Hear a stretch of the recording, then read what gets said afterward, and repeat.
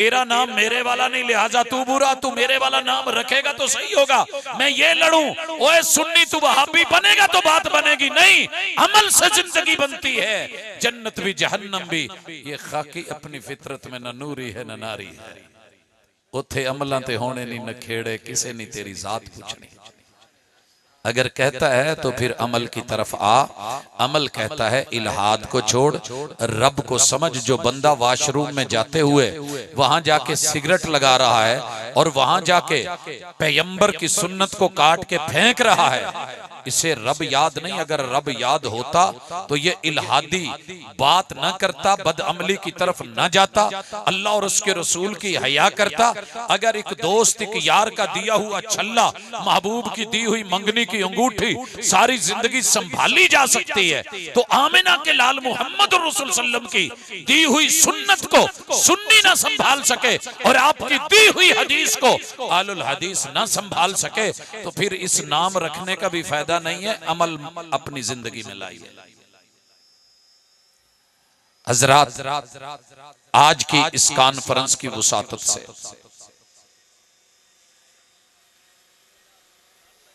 जी मैं गुजारिश करूंगा कि ये ड्रोन अटैक अब छोड़ दें। काफी हो गया है, पहले भी हो गया, इसको रोक लें जरा। थोड़ी सी बात करनी है, रात काफी लंबी हो चुकी है। शेख साहब तशरीफ ले आए हैं, मैं बात को लंबा करना भी नहीं चाहता। चंद बातें आप और मैं जरा इनको पल्ले बांधे। भाइयों, अल्लाह को अल्लाह का हक दें और मुस्तफा अलैहिस्सलातु वस्सलाम को उनका हक दें और इस फरीजे को निभाएं। सब ने या नबी लगा रखा है। हर बंदा सीरतुन नबी कॉन्फ्रेंस रख के बैठा है, लेकिन सीरत नहीं नजर आती। सीरत के लिए सिर्फ एक रात एक दिन जिंदगी बदलने के लिए काफी होता है, और उसके लिए अमली चंद पहलू देना चाहता हूं। अल्लाह करे वो मुझे और आपको समझ आ जाए। आज के बाद जो हो गया सो हो गया। तजदीद नीयत करें, इन्नमल आमालु बिन्नियात, और इस कॉन्फ्रेंस को अपने लिए जिंदगी में तब्दीली का बायस समझिए। हमसे एक अमली कोताही होती है कि जब हम जूता पहनने लगते हैं तो हम पूरी तवज्जो नहीं देते। हमने अपने मन को लाडला बना रखा है। रसूलुल्लाह सल्लल्लाहु अलैहि वसल्लम काना युजिबुहु तयम्मुनु फी तनाउलिही व तरज्जुलिही व तुहूरिही व फी शानिही कुल्लिही। महबूब दाईं साइड से हर अच्छे काम को शुरू करते थे।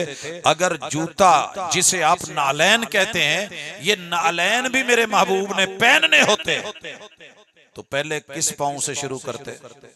दाईं तरफ से।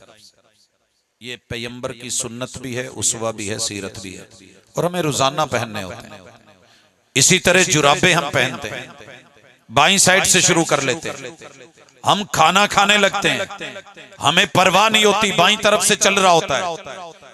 तो इसलिए एहतियात करें, कंघी करने में, अच्छे काम करने में दाईं तरफ को तरजीह दें। दाईं तरफ को तरजीह दें, दाएं हाथ से करें। और ये काम मेरे महबूब ने छोटे से बच्चे से भी बोला था। जब वो मेरे पैगंबर के दस्तरखान पे बैठा खाना खा रहा था और वो बिस्मिल्लाह नहीं पढ़ सका था, तो आपने कहा सम्मिल्ला या गुलाम सम्मिल्ला, जिसका खाते हैं उसका गाते हैं। और दूसरी चीज महबूब अलैहिस्सलातु वस्सलाम ने कही, वकुल बि यमीनिक, बेटा दाएं हाथ से खाओ। और तीसरा सबक सिखाया, वकुल मिम्मा यलीक, अपने करीब से खाओ। जलसे तो बाद खाना शाना देना हो गया। चले माशाल्लाह, अच्छा हुआ। खाना खाते हुए हमारे यहाँ बड़े मंजर मैंने जो देखे हैं, हम गुजर रहे होते हैं, खाना लग जाता है, तो माशाल्लाह एक बंदे ने आवाज दी, ओए आने साजिद साहब। उसने ऊपर देखा, उसने नीचे से परात घुमा ली, क्योंकि बोटियां दूसरी तरफ थी। वकुल मिम्मा यलीक। मोमिन बड़ा संजीदा होता है, वो अपनी किस्मत पे, अपने मुकद्दर पे राजी होता है। नसीबो का युसीबो का वलौ काना तहतल जबलैन, तेरा नसीब, तेरा हिस्सा रब खेवड़ा के पहाड़ों की 17 मंजिलों से निकाल के तेरे इलाके में पहुंचा के, गांव में पहुंचा के, दुकान से तेरे घर तक, घर से परात, और उस आटे की तौन के अंदर फिर एक एक रोटी के पेड़े में, उस रोटी के लुक में, एक रोटी में अगर 5 लोग शरीक हैं, तेरे हिस्से का नमक तेरे वाले लुकमे में तुझ तक पहुंच के रहेगा। वो माला नसीबो का ला युसीबो का वलौ का नतहत शफतैन, जो तेरा नसीब नहीं है वो होंठों में भी पहुंच जाए, मुंह में भी चला जाए, कह करवा दी जाएगी, उथू लग जाएगा। इसलिए अपने रब पर यकीन रख के मोहम्मद रसूल सल्लम की सुन्नत के ऊपर छोटी छोटी चीजों पे अमल करना सीखिए, अल्लाह आसानी करेगा। ये जनाबे सलमान फारसी हैं, सुनन नसाई की हदीस है। इन्हें एक ना मुल्हिद, मुशरिक, मुनाफिक, यहूदी, काफिर मिला और तारीख को जानता था कि सलमान कहां से आए हैं, बड़ा लंबा सफर करके आए थे। फारिस को छोड़ा था, और फारिस आपको पता है ईरान है, वहां पे आतशकदा बुझाया है, मजूसियत को खत्म किया है, माँ की ममता बाप का प्यार छोड़ा है, भाइयों का ताल्लुक, यारों का याराना छोड़ा है, और फिर अपना दीन छोड़ के यहूदियत की तरफ गए। वहां से आजाद थे, गुलाम बन गए, बिकते बिकाते मदीने में पहुंचे कि हक को गले लगाना है। ये तड़प आप में और मुझ में होनी चाहिए।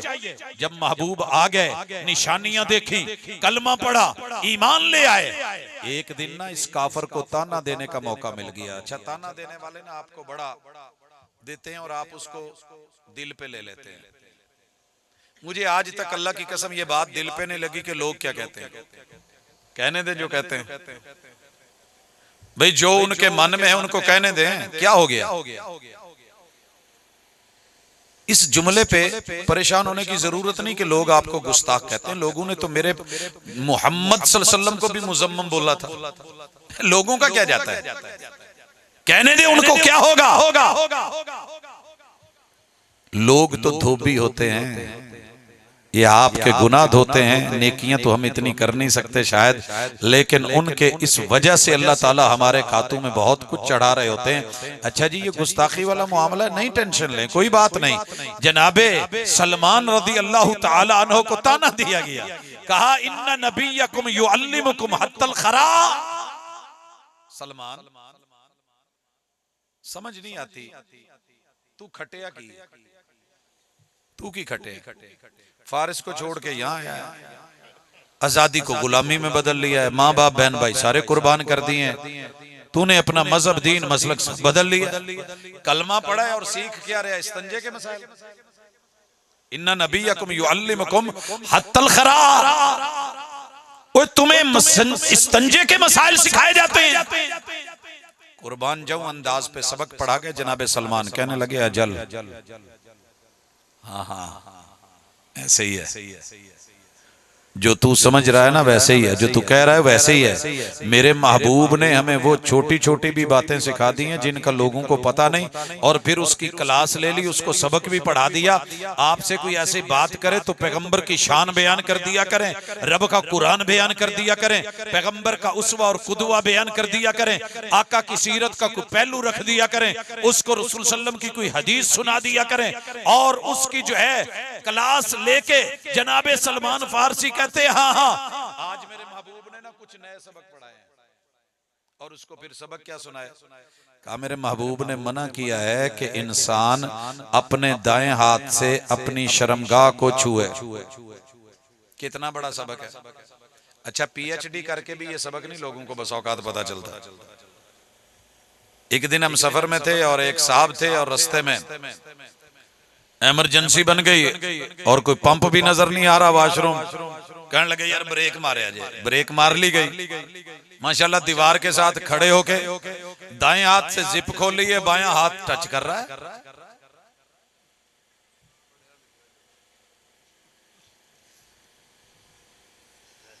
सही कहा था किसी ने, तरबियत से ही बदलता है कौमों का मिजाज, वगरना इल्म से अबू जहल की जहालत नहीं जाती।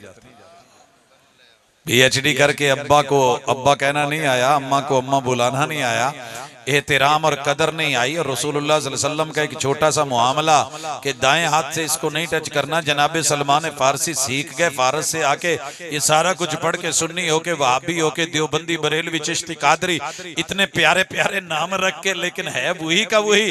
अल्लाह के बंदे, अल्लाह के बंदे, अल्लाह के बंदे, कभी सोच, इस चीज को समझ। और बता दिया कितने ढेले इस्तेमाल करने, और ये भी बता दिया कि गोबर का इस्तेमाल जायज है, हड्डी का जायज है कि नहीं है। हजरात, ये होता है दीन। अगर दीन हो, इल्म हो, तो रब इल्म भी देता है। अगर इल्म नहीं है तो इल्म भी बेकार है। मेरे भाई क्यों मार खा जाते हैं? एक सवाल बड़ा चलता है दुनिया में, ये भाभी थोड़े सन वादे क्यों जाते हैं? अच्छा, सारी दुनिया भी, सारी दुनिया कुछ और हो जाए, भाभी ना रहे। अगर मैं ठीक हूं ना, तो अल्लाह की कसम मुझे इनके सब के बदलने का कोई नुकसान नहीं। अगर मैं ठीक, और मैं से मुराद मैं नहीं, मैं आपको भी मुखातब हूं। अगर आप ठीक है, अकेले रह गए, लेकिन आपके पास तौहीद है और तौहीद खालिस है, ईमान है, ईमान खालिस है, अमल है, अमल सालेह है, दावत है, दावत हक है, सब्र है, और वो मोहम्मद रसूल सल्लम की सीरत और उसवे के मुताबिक है। रब कसम उठा के कहते हैं, वल अस्र इन्नल इंसान लफी खुस्र। मैं जमाने की कसम उठा के कहता हूं, पूरी कायनात खसारे में है, इल्लल्लज़ीना आमनू व अमिलुस सालिहाति व तवासौ बिल हक्की व तवासौ बिस सब्र। ये इन खुसूसियात का हामिल अगर कोई अकेला इब्राहिम भी रह गया है तो वो पूरी उम्मत, बाकी कूड़ा है। और अगर सारी दुनिया मिलके वहाबी हो जाए, सारी दुनिया, तो मैंने तो कब्र में अकेले जाना है। मैंने अपना हिसाब देना है, मैंने अपना हिसाब देना है। हाँ, ये खुशी जरूर होगी कि अल्लाह तेरे मानने वाले इस जमीन के ऊपर इन चेहरों को सलामत रखे। और मैं बड़े लोग जानता हूं कि जो नाम के तो वहाबी नहीं है मगर काम के वहाबी हैं। मेरे दोस्तों में है, मेरी एक फ्रेंड लिस्ट में है, और अल्हम्दुलिल्लाह याराने और दोस्ताने में बेशुमार अहबाब है। याद रखिए, अगर अमल नहीं करा तो वहाबी होना निजात नहीं दिलवाएगा। अगर तेरे हुकूक और फराइज, हुकूकुल इबाद, हुकूकुल्लाह में किसी जगह कमी है, सारी दुनिया के सहारे बेकार है, कोई तेरा साथ देने वाला नहीं है। इसलिए चार मोटी मोटी चीजें मुआमलात के अंदर सीख लीजिए कि रब का हक, मखलूक में सबसे बड़े इमाम इमामुल अंबिया का हक, और फिर जो तुझसे बड़े हैं उनका हक, और जो तुझसे छोटे हैं उनका हक कभी ना मारना।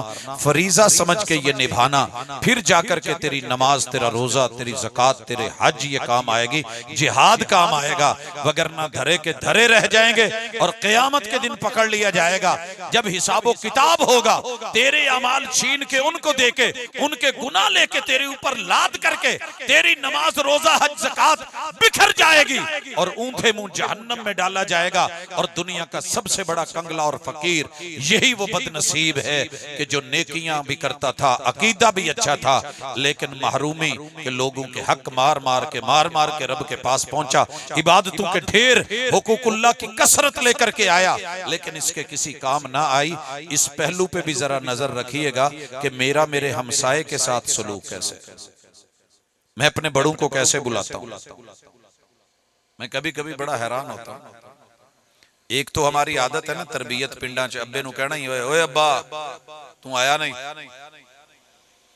ऐसे ना किया कर। बाप बड़ा है तो बड़ों के लिए लफ्ज भी बड़े चाहिए, जिगरे भी बड़े चाहिए। अदब और एहतराम ये बड़ी अहम चीज है। अल्लाह के साथ, पैगंबर के साथ, बड़ों के साथ, अपने असातिज़ा के साथ, उलमा के साथ, औलियाउल्लाह के साथ। और मुझे शिकवा कहूं या ना कहूं, लेकिन दुख जरूर है कि जिनसे सारी जिंदगी सीखते हैं उनका नाम लेने का भी ढंग नहीं आता। सच्ची बात यह है कि माहौल जब से जज्बाती हो रहे हैं ना, तरबियत खत्म हो रही है, अदब कम होता जा रहा है। अदब बड़ी नेमत है। मेरे पैगंबर की मजलिस में बैठ के लोग सर नहीं हिलाते थे कि परिंदे बैठे हैं उड़ नहीं जाएं, सुनते थे तो लाजवाब सुनते थे। और ये मेरी सेकंड लास्ट गुजारिश है कि हक को सुनने की आदत डालें, हक को सुनने की आदत डालें। उलमा को आदत होती है सुनाने की, सुनते कम होते हैं। आप सारे आलिम न बने। अल्लाह ने अगर आपको सुनने की हिम्मत, ताकत और तौफीक दी है तो सुनने में ज़ौक पैदा करें और फिर पैगंबर की दुआ को एंजॉय करें। नज़र अल्लाह उम्रअन समिअ मकालत, अल्लाह उस इंसान के चेहरे को हंसता खेलता मुस्कुराता गुलाब जैसा बना दे जो मेरी बात को सुनता। और पैगंबर की बात को सुनने के लिए बद्दू और देहाती बड़ी दूर दूर से आते थे। आप भी सफर किया करें, लेकिन पहले पूछ लेना कि जहां आप जा रहे हैं मुलाकात मुयस्सर होगी कि नहीं होगी। बसा औकात आजकल के इस फास्ट दौर में ऐसे नहीं। अच्छा, जरूरी नहीं कि आप तगड़े तगड़े 12, 15, 14, 20 मोटे मोटे जो है मारूफ मौलवियों को पकड़ें। आपके इलाके का आया हुआ कोई भी इमाम और खतीब जो किसी मदरसे में पढ़ा है वो अल्लाह की किताब को पढ़ सकता है, पढ़ा सकता है, हदीस पाक का तर्जमा कर सकता है, समझा सकता है। उसको इज्जत एहतराम के साथ मिलके कभी यूं भी कहा करें कि आज मेरे शहर आने का मकसद, आज इस गांव में आने का मकसद, आज मेरे सफर का मकसद आपसे रसूलुल्लाह सल्लल्लाहु अलैहि वसल्लम की कोई हदीस सुन के याद करना है। मुझे कोई हदीस सुना भी दें, याद भी करवा दें, मैं आपके हाथ पे हाथ रख के आपको अपना उस्ताद मान के इंशाअल्लाह पूरी जिंदगी उस पे अमल करने की तमन्ना रखता हूं। देखिए ना, ये सहाबी क्या लेने आए थे, बड़े ना थोड़े गुस्से वाले थे। रसूलुल्लाह सल्लल्लाहु अलैहि वसल्लम के पास आए और कहा, अल्लाह के रसूल सल्लम मुझे ना कोई दरस दीजिए, दरस दीजिए। आपने उसे दरस दिया और लाजवाब दिया। क्या बोला कि ला तग़ज़ब, गुस्सा ना करना, गुस्सा ना करना। गुस्सा ना करना ये कहना बड़ा आसान है, गुस्से को रोकना बड़ा मुश्किल है।